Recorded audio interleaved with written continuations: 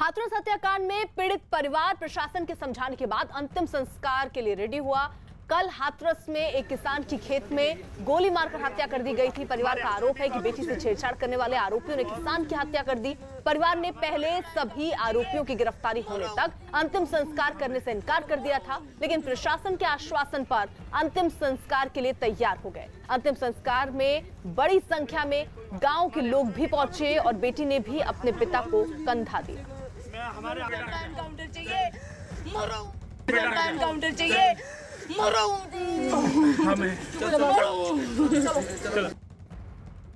दरअसल कल यूपी के हाथरस में बेटी से छेड़छाड़ का विरोध करने पर और आरोपियों के खिलाफ केस दर्ज कराने पर एक किसान की गोली मारकर हत्या कर दी गई। परिवार के मुताबिक जिस समय 52 साल के किसान को गोली मारी गई, उस समय वो अपने खेत में काम कर रहा था और बेटी के साथ पत्नी भी मौजूद थी। परिवार का दावा है कि जुलाई 2018 में 52 साल के किसान ने अपनी बेटी के साथ छेड़छाड़ का विरोध किया था और 6 आरोपियों के खिलाफ केस दर्ज किया था, जिसके बाद मुख्य आरोपी गौरव 15 दिन जेल भी रहा।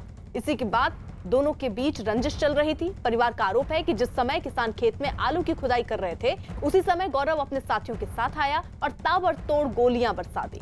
किसान की अस्पताल ले जाते वक्त मौत हो गई। यूपी के मुख्यमंत्री योगी आदित्यनाथ ने मामले को बेहद गंभीरता से लिया और पुलिस को सख्त कार्रवाई करने के निर्देश दिए, जिसके बाद 24 घंटे के अंदर ही एक आरोपी ललित शर्मा को गिरफ्तार किया गया और उस पर एनएसए के तहत भी कार्रवाई की गई। परिवार का आरोप है कि आरोपी ने पहले ही फोन पर जान से मारने की धमकी दी थी। उसने मेरे पापा को गोली मारी। प्लीज मुझे इंसाफ दे दो। प्लीज मुझे इंसाफ दे दो। कहाँ गांव के लोग थे? चाहिए।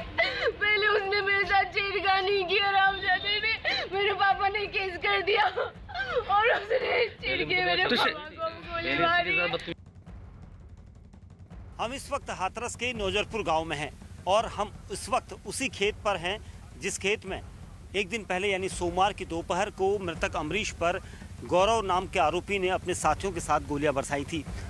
जो मृतक यहां पर अपने खेत में आलू की बोरियां यहां पर भरवा रहे थे, उसी दौरान ये बताया गया कि जो मृतक की बेटी है वो यहां पर पहुंची थी खाना देने के लिए अपने पिता को, और उसी दौरान आरोपी गौरव यहाँ पर आया। उसके साथ कुछ साथी भी उसके साथ थे जो 5 से 6 की संख्या में थे और ये सभी इसी जगह पर आकर वो सामने आपको ट्यूबवेल दिखाई दे रहा है वहाँ पर खड़े हुए और यहाँ पर बातचीत का दौर चला, क्योंकि जो आरोपी है गौरव उसके खिलाफ 2018 में भी छेड़खानी का मुकदमा दर्ज किया गया था और मृतक की बेटी ने उसके खिलाफ आरोप लगाए थे, जिसके बाद उसे जेल भी जाना पड़ा था। और इसी वजह से उसी केस के सिलसिले में समझौता बनाने का दबाव यहाँ पर वो चाहता था कि एक बनाया जाए और मृतक के ऊपर लगातार वो यहाँ पर बहस कर रहा था। जब मृतक अमरीश शर्मा इस पूरे मामले में उसे बेकसूर ही बताने लगे तो उसके बाद वो इतना ज़ोर से चिल्लाया, गुस्सा हुआ और उसके बाद उसने अपने पास निकाल कर हथियार जो निकाला, उसके बाद उसने ताबड़तोड़ फायर अमरीश शर्मा के ऊपर कर दिया और इसी जगह पर अमरीश शर्मा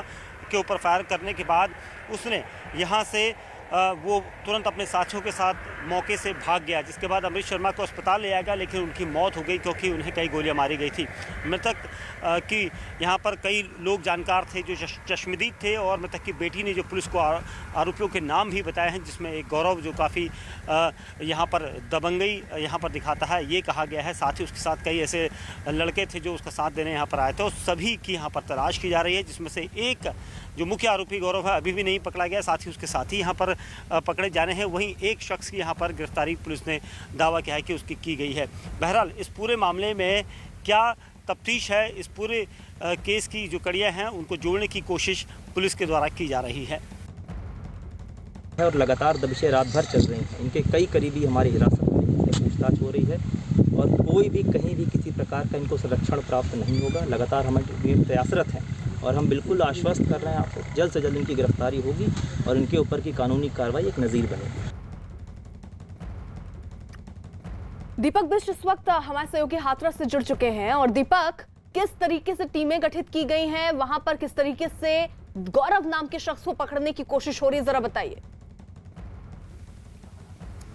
देखिए, अभी तक जो टीमें हैं उन्हें लगाया गया है, कई टीमें बनाई गई हैं, लगभग आधा दर्जन से ज़्यादा टीमों को लगाया गया है ताकि जो आरोपी हैं जो अभी तक फरार हैं, क्योंकि मुख्य आरोपी जिसने फायरिंग करी थी गौरव, वो अभी फरार है, साथ ही उसके जो साथी आए थे वो भी फरार हैं। सिर्फ एक शख्स की गिरफ्तारी करने का दावा पुलिस के द्वारा किया गया है जिससे पूछताछ की जा रही है। उसके अलावा कई ऐसे लड़कों को हिरासत में लिया गया है जो जानकार कहे जाते थे, लेकिन हालांकि पुलिस अभी अपना जो दायरा है वो पूछताछ और तफ्तीश पर ही रखकर यहाँ पर आगे की जाँच बढ़ा रही है। लेकिन दूसरी तरफ एक सीक्वेंस में बता दूं यहाँ पर अभी कि इसी जो मंदिर है इसी जगह पर से एक दिन पहले सोमवार की दोपहर को लगभग 12 बजे के आसपास झगड़ा शुरू हुआ था, जिसमें गौरव जो आरोपी है उसकी पत्नी और उसकी मौसी यहाँ पर पहुंची थी और उसी दौरान मृतक की पत्नी और उनकी बच्चियां भी यहाँ पर पहुंची थी और उसी दौरान दोनों परिवारों की महिलाओं में झगड़ा हुआ था, जिसके बाद जो आरोपी है उसकी पत्नी ने चिल्लाकर अपने पति गौरव को फ़ोन किया था और उसके बाद गौरव जो आरोपी है अपने दोस्तों के साथ यहाँ पर इसी जगह पर पहुंचा था। ये वही खेत है क्योंकि काफ़ी दूरी पर नहीं है, यहाँ से 100 मीटर की दूरी पर